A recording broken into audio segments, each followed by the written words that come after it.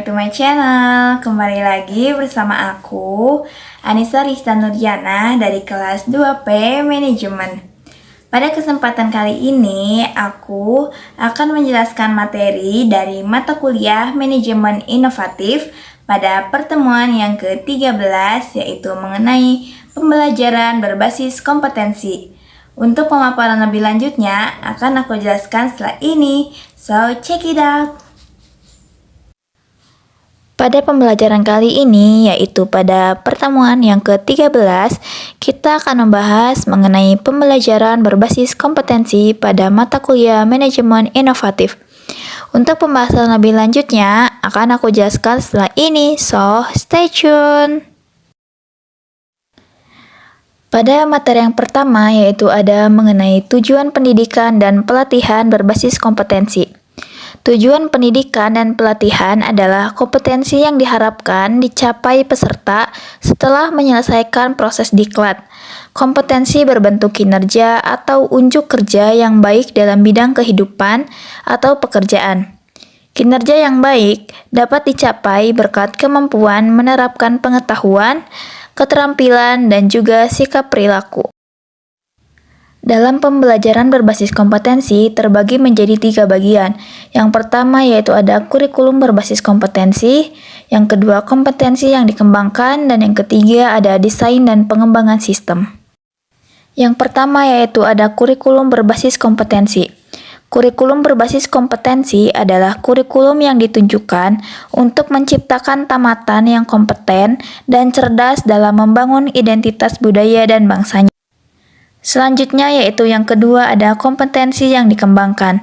Kompetensi yang dikembangkan berupa keterampilan dan keahlian, bertahan hidup dalam perubahan, pertentangan, ketidakmenentuan, ketidakpastian, dan kerumitan dalam kehidupan.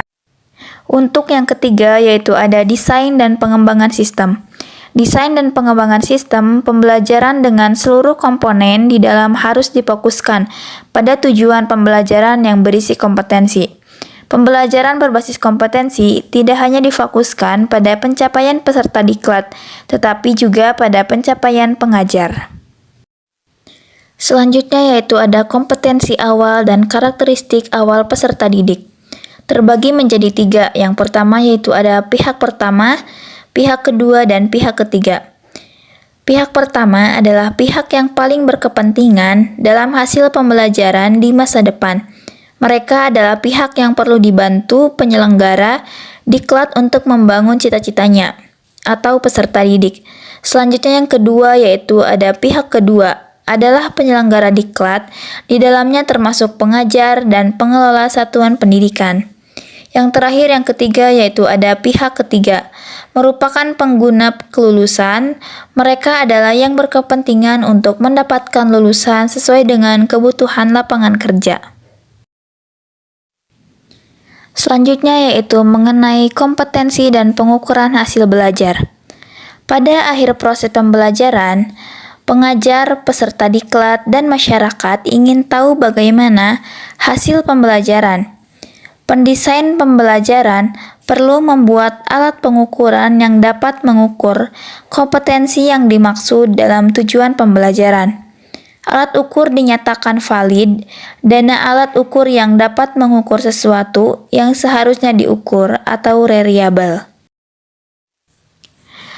Selanjutnya yaitu ada perbandingan kemampuan dan kompetensi. Terbagi menjadi 2, yaitu antara kemampuan dalam kawasan, pengetahuan, keterampilan, sikap, atau yang disebut dengan kompetensi dasar, dan yang kedua yaitu ada kompetensi. Yang pertama, kemampuan menjelaskan cara membuat proposal penelitian. Pada kompetensi, yaitu bagaimana membuat proposal penelitian yang baik. Yang kedua, kemampuan cara menulis laporan penelitian. Pada kompetensi, yaitu membuat laporan penelitian yang baik. Yang ketiga, menguraikan cara penggunaan peralatan laboratorium fisika dengan baik. Namun, pada kompetensi, menggunakan peralatan laboratorium fisika dengan baik. Yang keempat, menguraikan cara sopan santun dalam kehidupan masyarakat. Namun pada kompetensi, berperilaku sopan santun dalam kehidupan masyarakat. Yang terakhir yang kelima yaitu menguraikan bentuk perilaku gotong royong sesuai ajaran Pancasila. Pada kompetensi, bergotong royong sesuai ajaran Pancasila. Sekian materi pada pertemuan yang ke-13 ini mengenai pembelajaran berbasis kompetensi. Sampai jumpa dengan materi berikutnya. Thank you.